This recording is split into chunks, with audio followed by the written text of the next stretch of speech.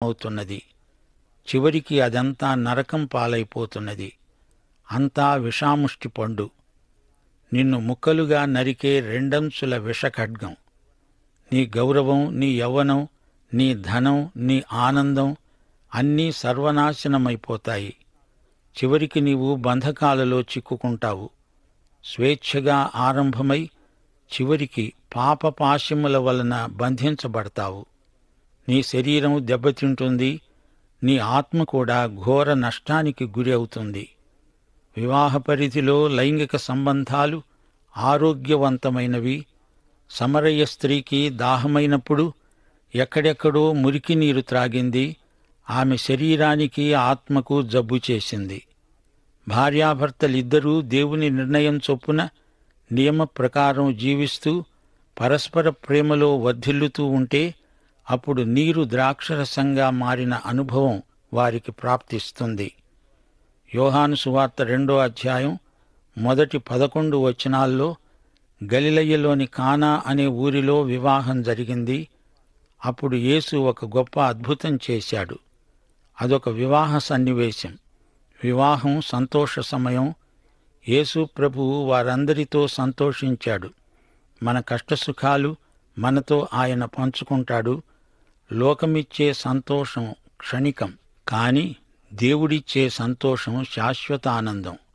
యేసు చెప్పినట్లు చేసి ఆ వివాహంలో అందరికీ ఆనందం చేకూర్చారు యేసు సేవకులు. నీళ్లు ద్రాక్షరసంగా మారాయి. అది యేసు వల్ల కలిగిన వైవాహిక ఆనందం.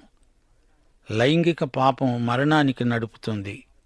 వైవాహిక పవిత్రత ప్రభువుకు మహిమ చేకూరుస్తుంది. ఈ అధ్యాయంలో 3వ వచనంలో చెప్పబడిన మాటలు మననం చెయ్యండి. అసలు వేశ్యలను గురించి సొలొమోను ఎందుకు మాట్లాడుతున్నట్లు? ఈ గ్రంథంలో వేశ్య ఉపమాన రీతిగా పేర్కొనబడింది. వేశ్యలో ఆకర్షణ ఉన్నది. అది కృత్రిమమైన దురాకర్షణ. అలాగే పాపములో కూడా అట్టి దురాకర్షణ ఉన్నది. జ్ఞానానికి భిన్నమైన ప్రతి వినోదము, కాలక్షేపము ఎంత ఆకర్షణీయమైనా అది వేశ్యలాంటిదే. అంతేకాదు, లైంగిక అవినీతి సమాజాన్ని నాశనం చేసే దుష్టశక్తి. కుటుంబ జీవితాలు కూలిపోతాయి. పవిత్ర ప్రేమలు కలుషితమైపోతాయి. అంతఃకరణలు అడుగంటిపోతాయి. మానవ విలువలు మంటగలిసిపోతాయి. వ్యక్తులు వస్తువుల్లాగా కనిపిస్తారు. క్షణికమైన తృప్తి కోసం వ్యక్తులను వస్తువులుగా వాడుకోవడం మహాపచారం. అది శారీరక ఆధ్యాత్మిక జాడ్యంగా పరిణమిస్తుంది. వ్యభిచారం వల్ల పుట్టిన పిల్లలు సమాజానికి, జాతికి కళంకం తెచ్చిపెడతారు.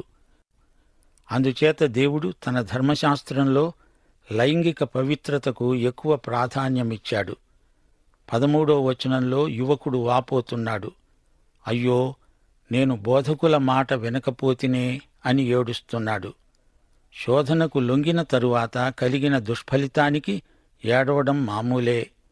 కాని శోధనకు లొంగకుండా ఉంటే ఎంత బాగుండేది.